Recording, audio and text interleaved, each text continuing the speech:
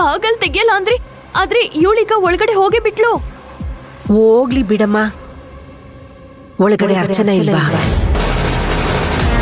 ಪಕ್ಕದಲ್ಲಿ ಸುಶಾಂತಪ್ಪ ಇಲ್ವಾ? ಮಧ್ಯದಲ್ಲಿ ರಾಘವಿಲ್ವಾ? ನೋಡ್ಕೊಂಡು ಹೊಟ್ಟೆ ಉರ್ಕೋತಾಳೆ. ಅಷ್ಟೇ ಅಂತೀರಾ? ಸರಿ, ಬನ್ನಿ ಕೆಳಗೆ ಹೋಗೋಣ. ನೋಡೋಣ ಇರಿ.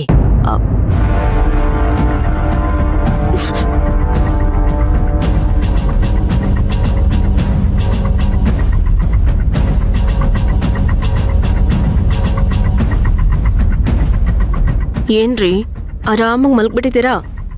ನಾನ್ ನೆನ್ಪಾಗಿಲ್ವಾ ನಿಮ್ಗೆ? ಹಾಗಲ್ಲ ಮಂತ್ರ, ಅದು ಮಲಗಿದ್ಮೇಲೆ ನಂಗೆ ಫೋನ್ ಮಾಡ್ಬೇಕು ತಾನೆ?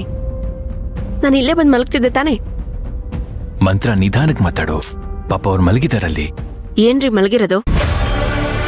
ಸರಿ, ಒಂದ್ ಕೆಲ್ಸ ಮಾಡು, ನೀನ್ ಮಲ್ಕೋ, ನಾನು ಹೊರಗಡೆ ಹೋಗಿ ಮಲ್ಕೊಳ್ತೀನಿ.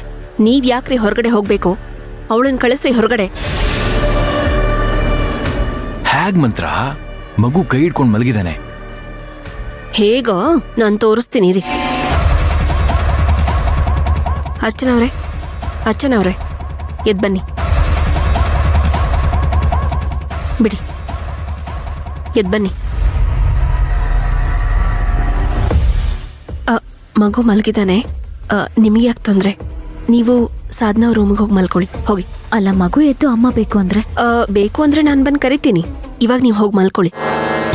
ಮಂತ್ರ ಹಾಗಲ್ಲ, ಮಗು ಎದ್ರೆ ನಿಮಗ್ ತೊಂದರೆ ಆಗದ್ ಬೇಡ ಅಂತ. ಹೋಗಿ ಮಲ್ಕೊಳ್ಳಿ, ಹೋಗಿ ಹೋಗಿ